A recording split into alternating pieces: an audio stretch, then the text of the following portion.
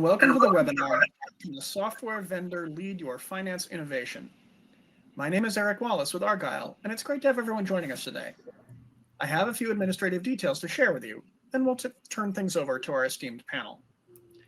First, we'd like to thank Workday for their partnership with today's event.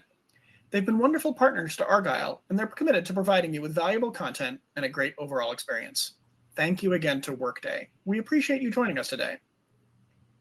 We also welcome you to stay socially connected during today's event. For those of you who are active on social media, please use the hashtag ArgyleDigital and follow us at Argyle Exec Forum. Also, be sure to follow Argyle on LinkedIn for special announcements. I also wanted to take a moment to touch on our content neutrality policy, which we've curated based on the feedback we've received over the years from our members. We've worked closely with our speaking faculty to ensure that you receive a set of balanced and neutral viewpoints during the session today, and we appreciate our members' support of this policy. Finally, and most importantly, we want to hear from you. So please submit all questions that come up during today's event into the chat section of the interface. Following the discussion, we've set aside time for our speakers to weigh in on your questions. Our event will also have polls, and when the time comes for polls, they'll appear under the Polls tab on the right-hand side of your screen, right next to chat. Now, without further delay, we'll have our speakers introduce themselves, and then we'll begin our discussion. Gary, let's start with you. Thank you, Eric. Hello, everybody. I'm Gary Simon, and I am the Chief Executive of FSN and leader of the Modern Finance Forum on LinkedIn. I'd like to warmly welcome all of FSN's members who are joining us today on this Argyle webinar, and our guests from around the world to what promises to be a fascinating discussion. So I'd like these other speakers to introduce themselves. I'd like to turn to Anu first. Anu, please, would you introduce yourself to our audience? Thank you, Gary.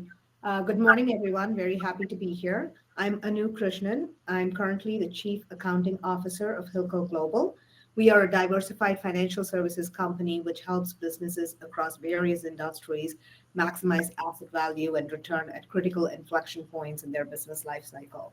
I recently spearheaded the selection and implementation of Workday as Hilco's ERP platform for over 250 portfolios in our portfolio companies. I'm now in the process of transitioning to Chief Financial Officer of Hilco Merchant Resources, one of our companies which delivers a wide range of asset monetization services to retail and consumer industries across the world. I will also be overseeing financial innovation and implementation of technology initiatives in my new role. Prior to coming to Hilco, I spent about 8 years at Allstate Insurance in multiple finance roles. And I'm a chartered accountant from India and spent the first 13 years of my career at Chicago Ernst & Young's assurance and advisory practice. I'm looking forward to a robust discussion today. Anu, thanks for that and congratulations on your new role. This is Scott Moyer. I'm with Workday's product marketing organization, but I'm a recovering CFO, so I have a lot of empathy for what Anu's about to go through. I've spent 30 years in finance and accounting before coming to Workday in various roles. Spent about 10 years in audit with Arthur Andersen and Coca-Cola, and then ultimately became the CFO of about 5 different companies before turning back to the world of consulting. And I was a managing director with Pricewaterhouse, targeting CFOs and thinking about technology and how CFOs could enhance their lives with technology. I'm so excited about this discussion today. And I do want to mention that as we go forward today, we'll be talking about things that are futuristic. So we're at Workday, we always have this lovely safe harbor agreement so that if we say anything that's not yet on our roadmap or in development that we don't currently have out there, this covers that agreement for us, just so you know. We may be getting into that. I will turn it back to our esteemed host, Gary, and we'll get into the topic. Thank you, Scott and Anu. Let's kick off the webinar with a few introductory words. So, vendors like Workday offer crucial partnership, collaboration, and enabling technologies for modern enterprises, and in many ways are uniquely positioned to provide insights into future needs and innovation. Let me give you a handful or 3 brief examples. Firstly, the sheer breadth of the coverage of modern financial management solutions provides insights into almost every corner of finance operations. From this perspective, it's possible to see how best to use and apply technology where appropriate in a wide range of user scenarios and operational settings. Secondly, modern SaaS vendors have access, of course, with permission, to billions of anonymized transactions, enabling clear visibility of how applications are actually being used and transactions are actually being processed. This gives clear visibility of best practice and how technologies such as AI and workflow can augment and automate onerous finance processes. And finally, SaaS vendors have the scale and resources to lead and embed innovation, whereas sometimes the expense and risk to businesses of building their own capabilities, such as a large language model to support generative AI, is beyond the reach of all but the very largest enterprises. So the crucial question today is, can a software fill that role of leading or helping to lead your finance innovation? We're going to have a panel discussion for about 45 minutes, and then Scott will open up the floor so you can ask your own questions as well. But before we get into it, my first question, let's ask a poll question to set the scene. So this is trying to establish where we are with innovation at the moment. So is innovation a priority for the leadership, or is our rate of innovation too slow? Are we trying new things but still have a way to go? Our finance team is on the leading edge of innovation. No one offering that at the moment. Let's give it a Yeah. So, Anu, what do you make of all of that? Well, I kind of was trying to see what would get the most, and I think trying new things is probably where most people would be. I'm sure everybody does something new, something to improve processes, but outside of a few large, maybe tech companies, option E is probably not where everybody is. Yeah. Scott, would you agree with that? I was going to say, I was at a conference with CNBC last week, and the CFO of McKinsey gave a great discussion talk about their new platform. It's sort of their internal ChatGPT. They are going all in, and they've got innovation. They're spurring innovation by asking everyone to experiment in it, which is, and I think some organizations are afraid to open it up, right? ChatGPT just being one innovation, so let's not get too carried away with that particular one. But it is groundbreaking, and in order to really explore it, they're going all in, and other companies are doing the same. So I think this answer, that the highest answer, that we try new things but still have a way to go, is kind of where the majority of people are. That we heard a lot of that at the conference. This makes sense. I do think that it's interesting that the 5 so far, the second answer, right, would be our rate of innovation is too slow, followed by innovation is, or I would bundle that with innovation is not a priority. That's looking like almost 40% of people are really early days, and nobody is saying they're on the leading edge of innovation. That would be kind of putting yourself out there. So I think this is expected. Innovation's been around for a long time, as we'll get into, right, Anu? But the recent sort of geometric explosion of technology has made innovation top of mind for everybody. So this is fairly consistent with what we're seeing in other places as well. Yeah, I saw the McKinsey mandate to use ChatGPT right across the organization. I think we'll touch on experimentation later and its importance, and having the freedom and permission to experiment with some of these new technologies is important for embedding them. Let's talk about our first question, or ask our first question. So we talk about innovation very, very loosely, and it means different things to different people. What constitutes innovation in the finance function as far as you're concerned, Anu? What does it mean? So when I talk about innovation, or when I hear people talk about innovation, it could mean any type of thing. People generally sometimes think that it has to be something big or coming up with something new. In my opinion, and I'm probably dating myself here, if you recall back in the late 90s, early 2000s, there used to be an ad on NBC that would play, if you haven't seen it, it's new to you.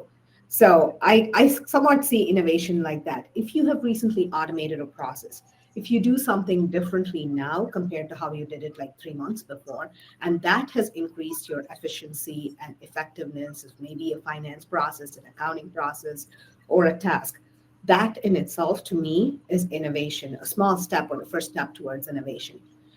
Delivering finance data in a mobile readable format could be an innovation for a company where the executives are always out on the road. Maybe the same piece of information, but just making it available to them daily on an app or just on their phones in a more readable format. And financial innovation could also take the form of creating new financial products, new services, new processes. Lately, we are seeing so many payment applications come out on our cell phones, so being able to submit expense receipts on cell phones. So all of those could be innovation too. So every little step, I think, is a step towards a larger innovation. Yeah, and I would add to that, the polls we're seeing, a lot of our customers buy technology to get efficiency, but then when they get it, they realize the big win is insights. So if you think about, benchmarking, Hackett, PwC, all the big four will benchmark the costs of finance across multiple industries is somewhere around under 1% of revenues. And for too long, consulting firms like ones I've been associated with have tried to justify implementing new technology with pure efficiency. And there's just so much you can do there by saying, I have so many people in my finance organization, I can cut some costs here or there, get some efficiency, maybe cut my audit fees. That's not the real win. The real win is the insights you get around the other 99% of your business and the revenues and expenses and profitability and how you tie that play in, right? Yeah, we lost you temporarily, but we got the gist of what you were saying and the importance of insight. And I so agree with Anu as well. I sum it up as basically innovation is in the eye of the beholder. It's really for each of us to interpret in our own setting what is innovative and what isn't. So let's move on to our next question, Scott. What do you consider are the most promising applications for, in this case, AI and machine learning in the finance function? Scott, do you want to start us off this time? Yeah, I think it's important we understand definitions, and there are multiple definitions out there. Everyone's talking about ChatGPT, which is generative AI, where you use large language models and depending on how big the model is, make inferences based on being able to process just massive amounts of data, right? That's the big sexy toy everyone's talking about right now. But most of what artificial intelligence is really just machine learning. It's stuff like when Netflix tells you what the next show you should watch are based on your viewing patterns, algorithms that do that, right? So that's kind of been at the core of Workday since our inception. We have lots of background processes that run machine learning, for example. I think this large language model is very important because all the buzz and press right now is around attaching this algorithm to the World Wide Web, an unlimited amount of information, and that's why we're seeing hallucinations, et cetera. Where the real innovation comes is when you take a company's data set and really define it clearly, and then allow these algorithms and programs to run and give you true, unique insights to your business. And I think that's where we're going to see a lot of productivity happening in the next several years. So for me, I think that there's going to be AI applications around every financial process, and it's going to be mind-blowing.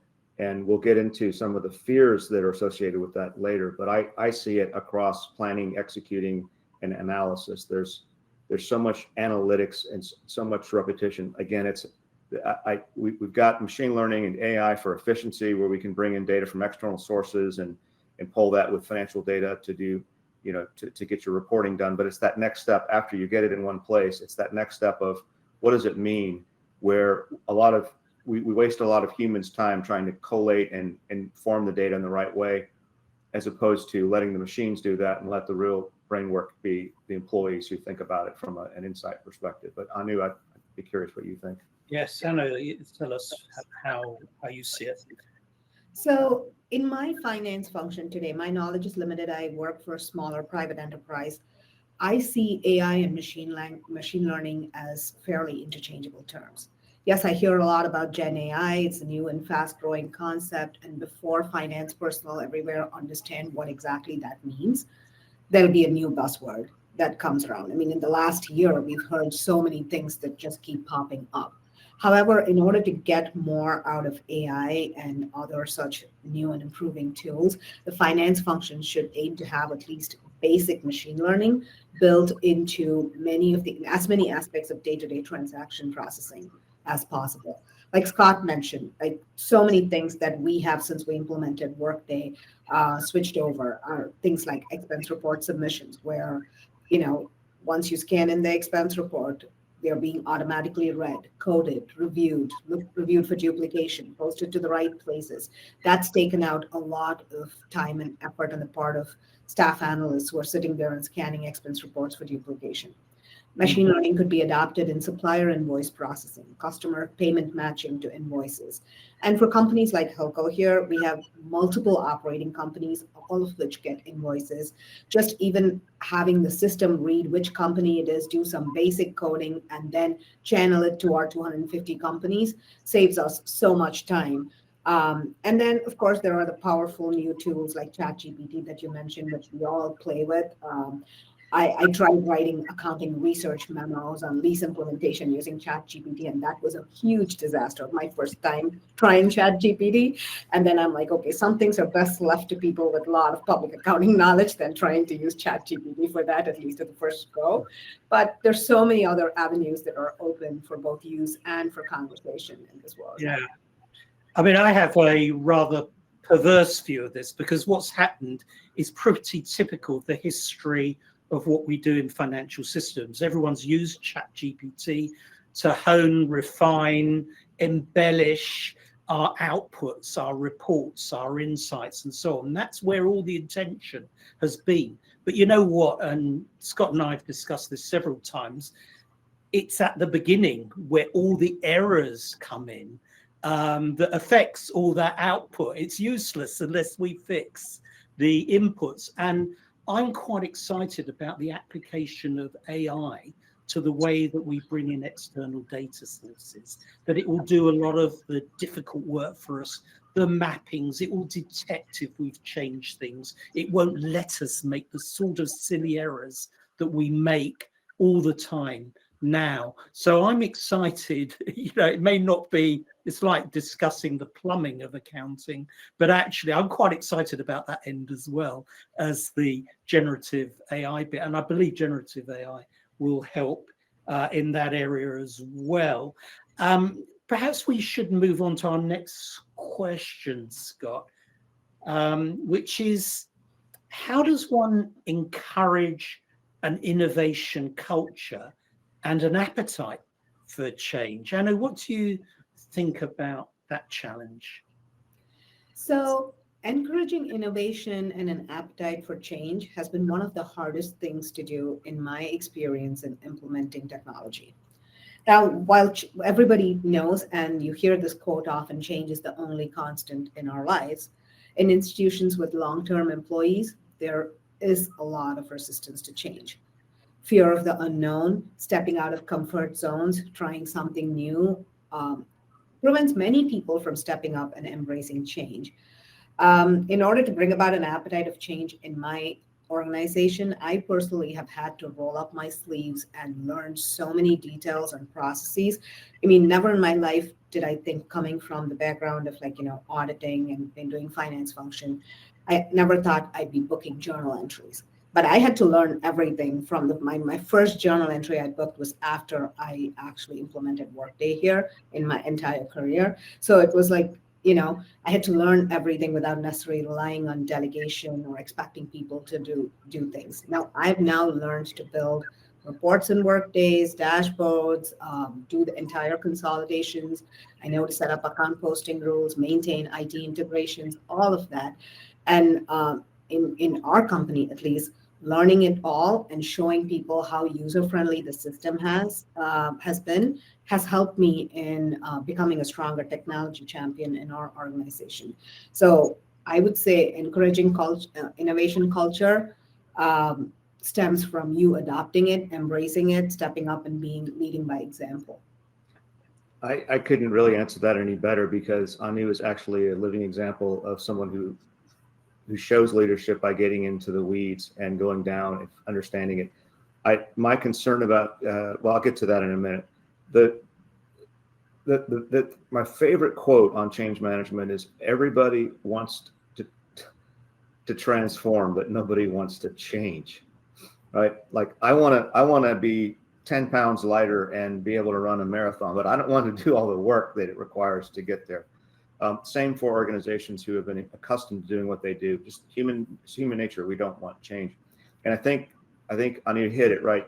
Starting small is the key, right? Start with a small investment, start with a small project that generates some buzz within the organization and shows people the art of the possible for a pilot, something small, and then get the enthusiasm, get that energy going where people see the art of the possible, and then, moving the ball down the road.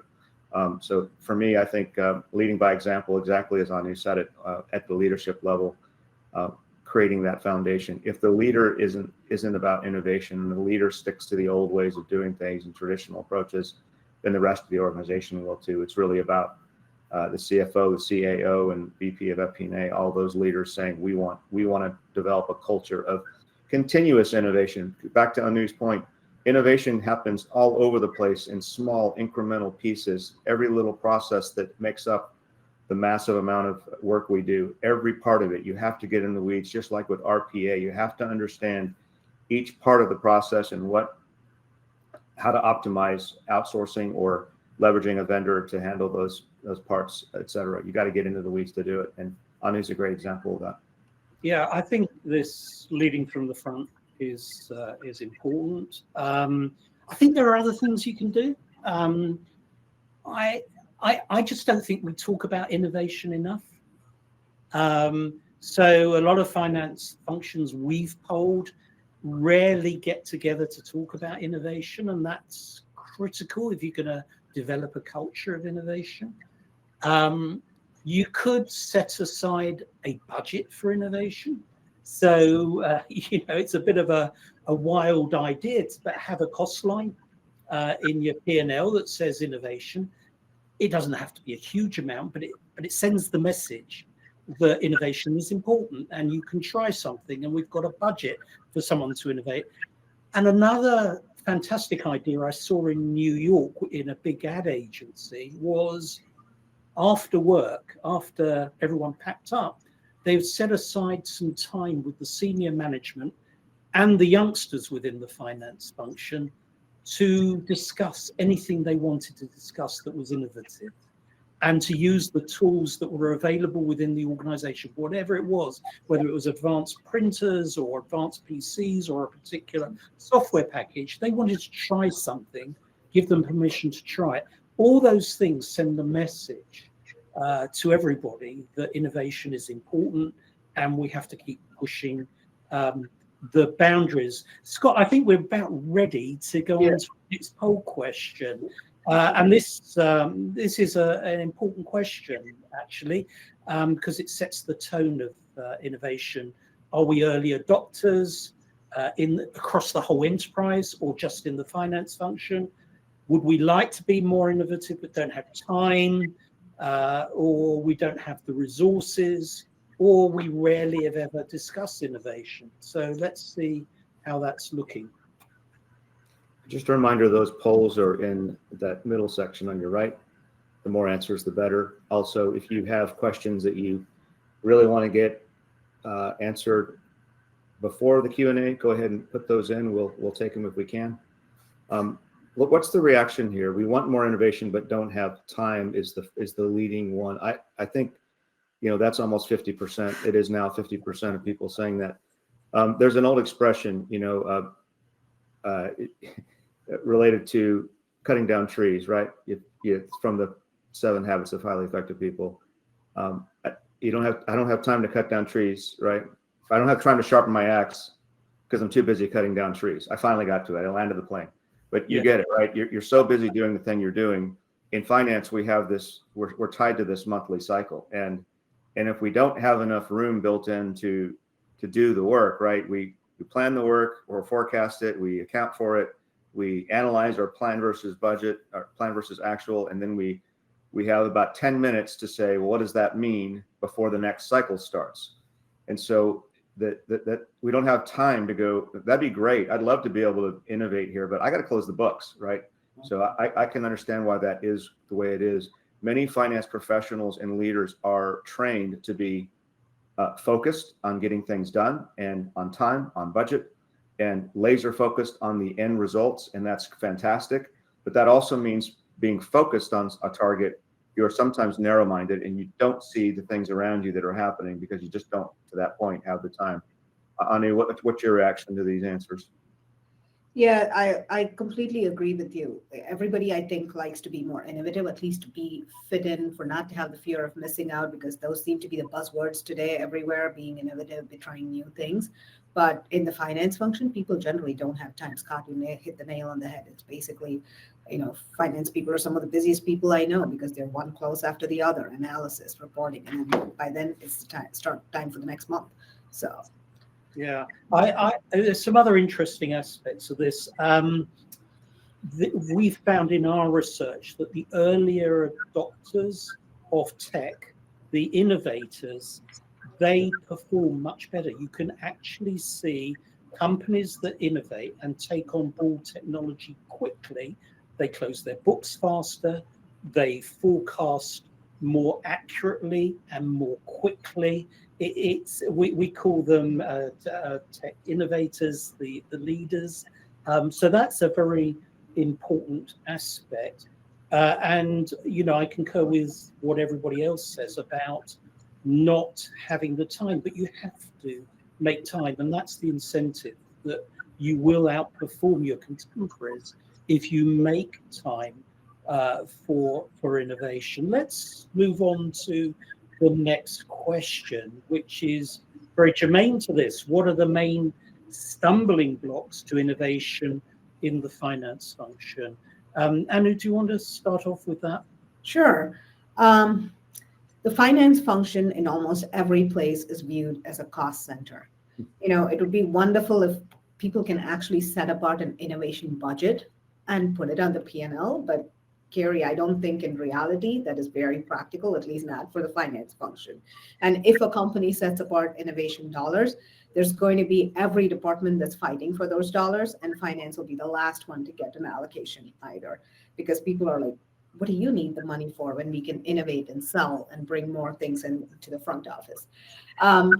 In any way, we're not the ones bringing in the business. We're the ones that are usually on the back end of things. Maybe we are forecasting, but then a lot of it is on the back end, trying to make sense of all the money that was spent. In a lot of places, accounting and finance are seen as necessary evil. So if an organization has such a legacy culture that thought itself could quickly inhibit change, there has to be a concerted effort in terms of tone at the top to encourage and foster innovation, and that needs to pass down to the entire finance organization. If the finance function is not viewed as a source of innovation by the rest of the management team, that it'll be very hard to obtain those few dollars either to fund such an innovation. And additionally, there is anytime there is talk of AI or automation, the first thing people hear about, if you turn on the news channels, the first thing you hear about is loss of jobs, which could result from that. That sets a panic mode, the fear of losing jobs to a lot of people, fear of failure.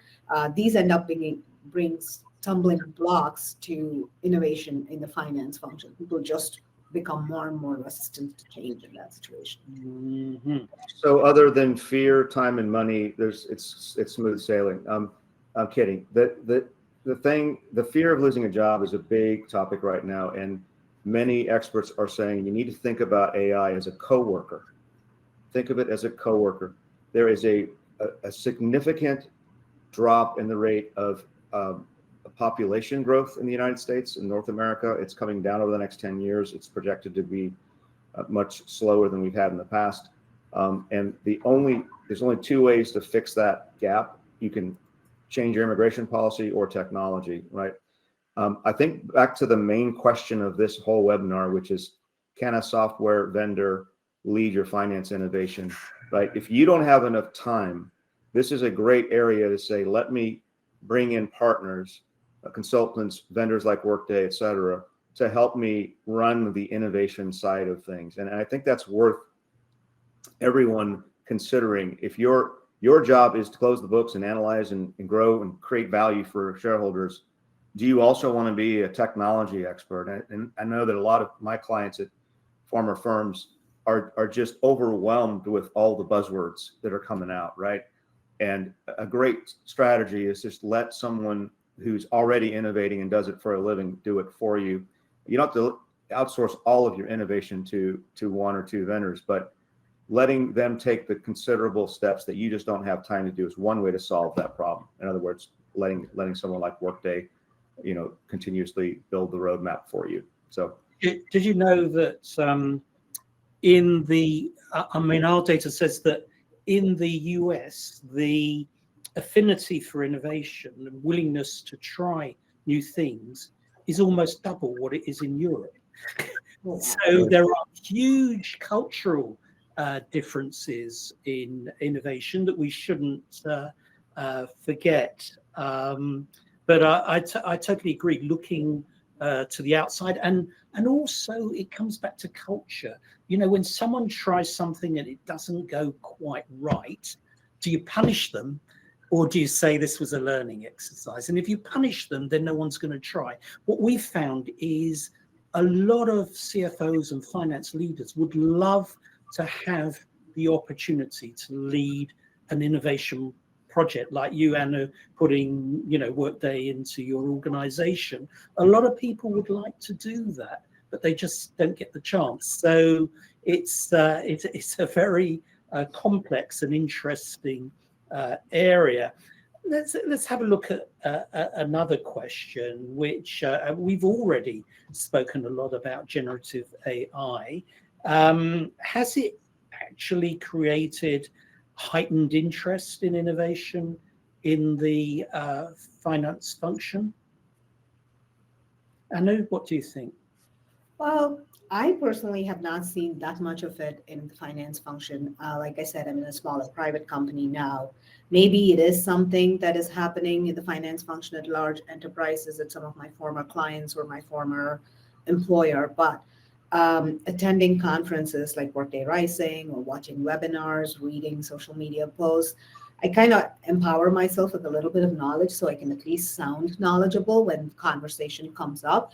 But if the conversation around generative AI comes up, it mostly happens in the business and the operations, at least in what I'm seeing. I haven't seen too much of it in the finance function, and just trying to make sure we have machine learning implemented all across the place is what we're doing right now. The rest of it, we still need ways to go in the finance function to get there.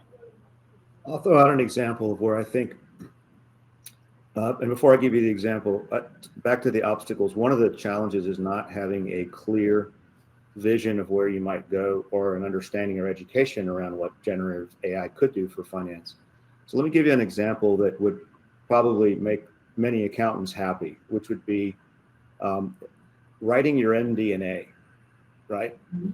So having your monthly or quarterly board package auto-populated with all the numbers and all the different analytics that get you to the first or second why of the question, right? We always have to ask the 5 whys when we're doing our analytics. Why did our profit go down? Well, it's because revenues went down. Why did revenues go down? It's because we lost a major customer. Why did we lose that customer? AI may not be able to answer that third question, but it will tee you up to go ask the salesperson or the person who lost the account, why did we lose this account and what can we do about it? And then the last step is, what do we do about it next? Now that we understand all the whys and we got to the root cause, what are the actions we're going to take to quote unquote fix that, right? If we can. Going forward, how do we learn from our mistakes? I think the basic parts of that whole process, generative AI will be giving everyone a head start by writing most of the 80% of the answer for you and teeing up kind of where you need to go as a human to the next step. So I do see it very much as an efficiency play, but just think about all the processes where, you know, generative means it's building something for you, it's writing something for you. Think about other opportunities besides MD&A where that could come into play. And there's many out there. Once you have those, educating people on where it could go, they'll start getting excited about it when they see it as a way of making their job easier as opposed to replacing it. It's. I'd also like to go back a step to the obstacles. I mean, really, to your point, Anu, our research says that investment in innovation in customer-facing systems is about 4 times what it is in the finance function, 50% versus 12%. And because of that, all the resources go to that customer-facing side, and finance is left not only without the money, but it's left without the resources and the shared experiences from people who are doing the innovation on the front end of the business, and actually getting talent into finance that is tech savvy and on the leading edge of some of these technologies like generative AI is quite a challenge. We did a poll last week in the FSN Modern Finance Forum, and we found that about 33% at the moment are playing with generative AI. So it's reasonably high. So it is happening, and I think there has been a lot more excitement. You see, in our poll, nobody said we rarely, if ever, discuss innovation. When we polled that question 4 years ago, I can't remember the exact percentage, but it was quite a lot of people didn't discuss innovation at all. So that's a big shift, and I think a lot of that's down to generative AI and a lot of other changes that have happened in the marketplace.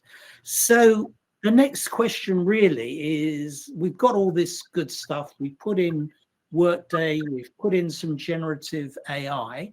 How do we measure the success of innovation? Perhaps, Anu, can you start us on that one? Sure. How easy is it to measure the success of innovation? How would I measure innovation? It all depends on which finance dimension the innovation is targeted towards. In my view, I see finance as having 3 focus areas or 3 dimensions. One is the strategic dimension, which is focused on, say, the business strategy, increasing stock price, the future growth of the company. So designing and measuring metrics would be very focused on that. Their second is your external or the outward facing focus or dimension, which deals with investor relations, regulatory reporting, everything that you need to turn around for compliance.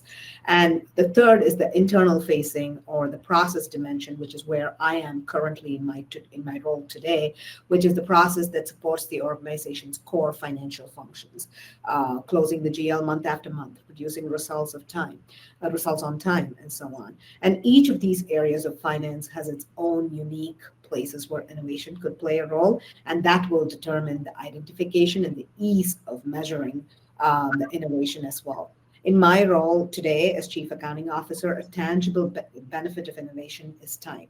measuring time savings. How much faster could we have closed the books, or how faster are we closing the books? And Workday keeps talking about 0-day close. Is something like that even possible for a global organization like us, where we are dependent on how things work in foreign countries? And how quickly can we release earnings as a result of that? So those are tangible measurements of innovation in my little portfolio right now. Those are great. Closing the books faster, budgeting cycle faster. Those are efficiency plays, and those are all great examples for finance. I think, though, back to your point, Gary, a minute ago about what we like to call the CFO as the cobbler's shoe. The cobbler's children don't have any shoes, right? Yeah. It's usually hardest for CFOs and finance executives to justify the capital allocation to something like finance, which is, like I said, less than 1% of the cost of the business, when the real opportunity for a CEO is, where do I put my capital inside the business where I'm going to grow the business, grow profitability? And finance just doesn't come up on the list most of the time, unless you look at the benefits you get as a company by having real insights into how your business is making money and where at a granular level. And one decision to get your supplier base in order and cut your costs from 5 billion down to 10%, that's a huge move, right? That can happen if you have the right data and you can analyze your business. So I think, unfortunately, many finance executives have been pinned into their corner of the box of finance, when in fact, this is an enterprise-wide conversation about how do I drive value for shareholders and how do I use innovation to do more of that. And that all is coming out of finance. Finance has to have the innovation to give the rest of the organization the insights they need to drive value. So I think for me, it's always a tough sell to a CEO to implement an ERP, especially if they don't have a big supply chain component. It usually pivots back to small wins, like reducing audit fees, which never really happen, like little things like that, instead of the big picture. How do I move the needle from a value perspective? I totally agree with you, Scott. And what I say to CEOs is, if you keep investing in the front end and you develop more and more innovative ways of improving the customer buying experience, but you don't invest in the back office, for want of a better term, eventually things are going to break.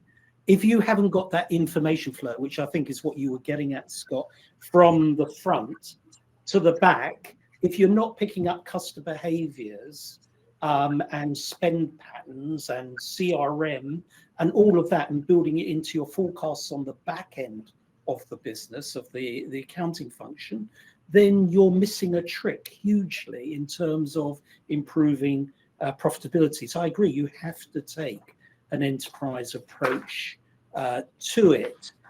I think the next question, where we've said, where is innovation most needed in the finance function? I think we've sort of touched on it, but it might be just worth a quick roundup between us before we open up the floor. And there's one more question I'd like to ask. Is there anything you think we've left out in terms of where innovation is most needed in the finance function? Would you offer anything, Scott or Anu?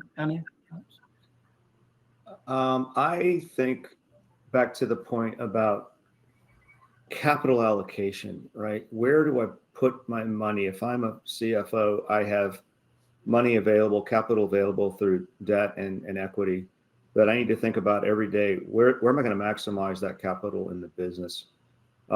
So thinking, and I always think of with the end in mind, right? How would I drive more success across the business if I really had a granular view on where I'm making money and where I'm returning the most value for my shareholders? If I could do that down to a SKU level or a store level or a, you name it in your industry, instrument level for Anu, right? If I could get really granular around that, how could I then think about the art of the possible with my data? To me, it's really all about the data. The finance function owns the data for finance. If you can get finance data in a clean way and in a foundational way, and then show people what that looks like from a reporting perspective, you can get that excitement and that innovation culture going. But Anu, I love your thoughts as well. Yeah, I completely agree. It's trying to get those insights with the large volumes of data that we have available and having an ERP system or some other source of data model where it's a single data model that lets you drill down to the lowest level of detail and provide those insights. That is extremely helpful to the finance function in being able to be a good supporter to the management strategy. So we have a couple of questions, Gary, that have come in. I thought we might just try to Yeah. knock them out while we're here. Yeah. One is we are struggling to create a corporate culture that is a little more conducive to innovation. Do you have any advice for us? And Anu, having just gone through an innovative implementation, what would you suggest to our friend here who was asking about just what do we do to create a culture of innovation? Garner support as best as possible at the top layer. The tone at the top makes a huge difference. If people start small wins, like you said earlier, pilot something, show them how that can actually change things around. It could be a small win, but it could be very material or significant to your organization, and then garner support at the top and help set the tone at the top, and that will trickle down in the organization. It is not easy. I have to be the first to admit. I'll add something. This is a psychology type thing, but every organization has people who are focused on the wow and people who are focused on the how. It's the people who are focused on the how and often poke holes in the ideas, right? They come up with very practical obstacles for you. They are the most important people to have on your team. Get them on the team early. Let them push you and prod you with, what about this? How are we going to handle this? Get them on the team and use them as a lightning rod to button down those questions, because the people who are wow focused are often, they have blind spots to the practical side. You can get your dreamers and your doers in the same team and get them to fight early and get them helping create that vision that the rest of the team can buy into. It's the naysayers you need to get those folks on your team early in any kind of innovation strategy. Gary, do you want to take one more, or do you want to move to the next question? Yeah, I was going to agree with you, and also, to find your innovation champions, the people that are very positive. So, yeah, our final question before we throw the floor open is really the essence of what we've been discussing throughout this webinar. Where does SaaS vendors fit in? What is the role of SaaS vendors in driving innovation? So, yeah, I've got my own views, but Scott, do you want to? Well, perhaps we should ask Anu. Let's have the independent. The independent person who's not going to give the party line answer. Yeah. Well, like we talked about earlier, finance personnel have always been one of the steadiest, busy people I have seen. We get stuck in a rut, going month after month, closing things, computational problems where we don't necessarily sit back, think, and look for efficiency gains. Often I see innovation in the finance function only when a new leader starts in a company or an organization. They come in the first 2-3 years, they want to make their mark. They're like, okay, we're going to innovate. We're going to do this. And I did the same thing here. I was brought in here and I brought in our ERP system, got everything laid out and all of that. And, I've made my mark here in my first 3 years here. But is this going to, hopefully it will continue as I move on to another role. But in the absence of that, I personally rely on, I should say, my LinkedIn feed is my greatest source of learning on a daily basis, because I scroll through, I see so many. I'm signed up for every newsletter or every article from some of the larger ERP players that are in the innovation world, and being a Big Four alumni, I have all 4 of the Big Four newsletters come in there, and I'll see, oh, this person did this. I'll bookmark that, and then I go and read them when I have time. But that's just me being a news junkie and learning that way. I totally depend on all of those and our ERP system primarily to innovate for me. And when I see people adopting things, I'd be like, oh, maybe this will work for us too. I should, and I agree that I should probably come up with my own innovation, but I just don't have the time for it. So I just rely on other people. And I think, and I'm not pitching here or anything, but I think Workday does a lot of it for me, honestly. So let me dovetail onto that. The having been a former practitioner and having sold ERP systems in the past, you've got to remember that there are so many details in the accounting and finance processes. Why on earth would anybody want to have that be their focus? You definitely want to have somebody else who's full-time committed to doing it. So, and then if you do think about going to the cloud, the reason you're doing it is to get standardized processes. We do not need to reinvent how to pay an invoice. We just don't, right? That's intellectual capital and time taken away from driving more loans or adding more same-store sales, right? That there's no reason anybody should be spending their time doing reinventing the wheel when you can get a vendor like us to help you do that, et cetera. The other thing I'll say about going to the cloud, beyond it just being about standardizing processes and having a third party sort of run the application for you, is, it allows you to focus on the things you need to focus on, first of all. Secondly, when you go and have a relationship with a cloud vendor of any sort, including Workday, you're putting a lot of trust into them. And so the last letter in SaaS is the most important. It's no longer software. It's software as a service, which means you are now delegating to people to run the core applications and the core processes in finance. And you need to trust those people. You need to be able to expect that they're going to be up and running all the time, that they're going to be able to solve problems if they come up for you, that they're constantly innovating for you, that they're building AI and other technology into the background of what you do. Again, so you don't have to do that. Your innovation really as a company should be focused on how do I sell more and get more profit out of the business, not how do I pay an invoice more efficiently. You got software companies are spending enormous resources standardizing those processes for your benefit. Let them do it. There's no point in you doing that, would be my kind of summary answer. And this really does answer the big question: can a software vendor lead your finance innovation? No, they can't lead it, but they can do a whole lot of it for you and let you free up your time to do other things. That's a great answer. I mean, I would add the thing that has changed for me. I mean, I've been involved in ERP for 42 years. And I can say that the biggest change has been the cloud and the ability of SaaS vendors to have visibility of billions of transactions.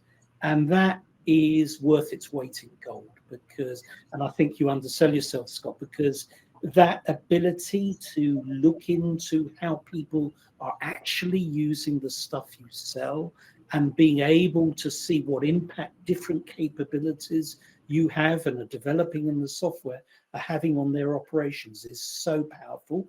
And we just weren't able to do that before. When I was at practice as a partner in Deloitte, we just didn't have that luxury. Now, that's a fantastic advantage, amazing. And I'm very optimistic about the future because that's something that where we will lean into that very heavily. Scott, I think we have to do our third poll question to get everybody's CPD, don't we? So I think we've touched on some of these things, but I think the question's self-explanatory.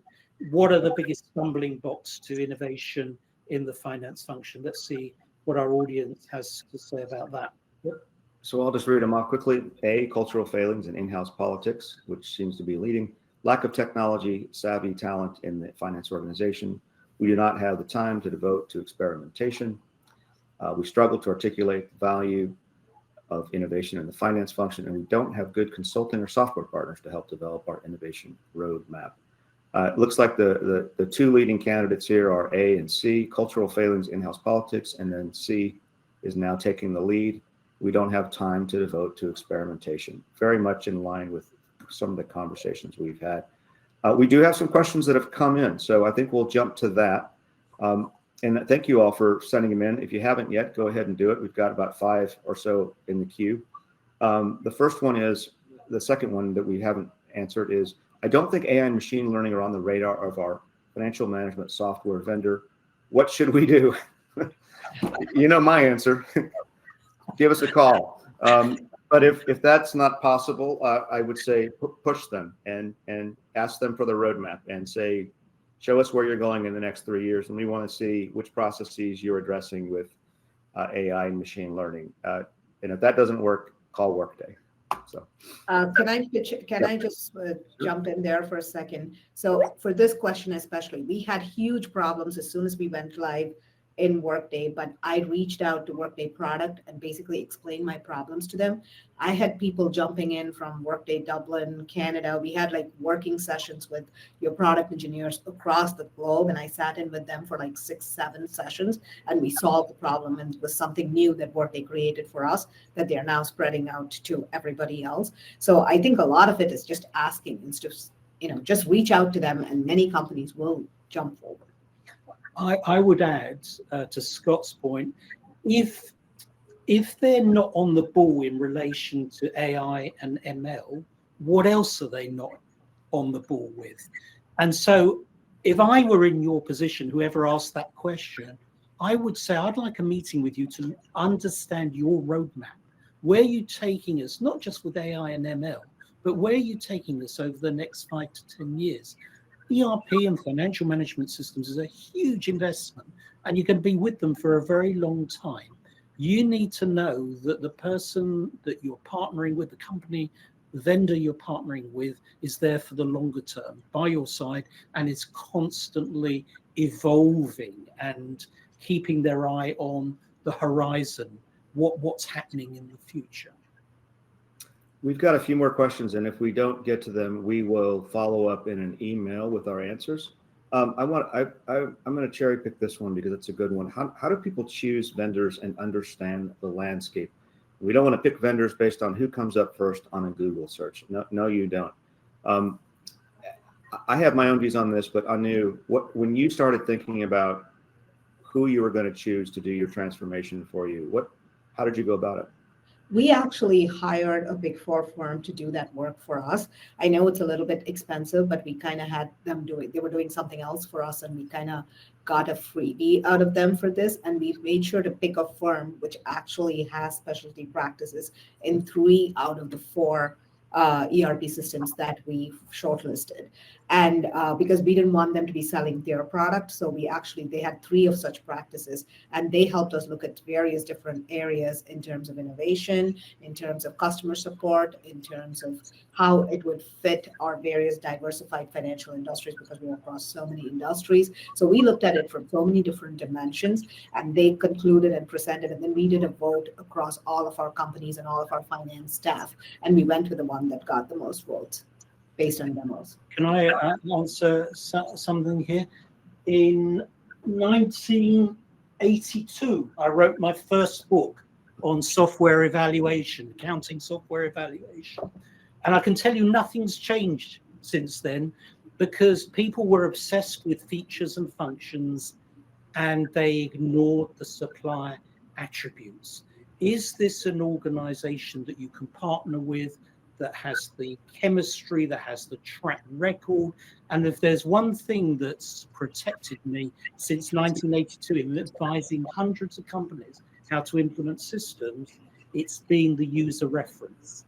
It's been talked to people, not that the supplier has chosen for you, but preferably somebody as close to your industry, as close to your size, as close to the way that you go to market, and see how they've used the software. That is the biggest safety factor. And when I was in a Big Four, Deloitte, that's what I relied on the most out of all our methodology. Most important thing. I agree, especially if they're independent enough. But you can't go wrong with talking to other people who have done it and seeing how they've done it. We've got 1 minute left. I thought I'd throw out one more question. We've got too many here to answer. We'll get to them after the webinar. What's the biggest mistake you've seen companies make in trying to introduce innovation in their finance function? And how did they get past that mistake? Anu's given the There are so many. Yeah. Where do I start? Where do I start? It's not just one. I mean, there's so many, but I think trying to push change too fast, too soon was probably our biggest mistake, because it backfired on us quite a bit. We went live big bang with 9 different modules on Workday in one shot and trying to push it all down people's throat, even though they were all part of the process, was a little bit hard. So we had to now we are scaling back a little bit. Even though those 9 are live, we have a few more modules we're doing it, but we're doing them one at a time as opposed to doing a big bang. Okay, we are about at time. We've got some follow-up materials that you will see, including the recording. We are partnering with the AICPA on what's called the FAME white paper, which is a great maturity model.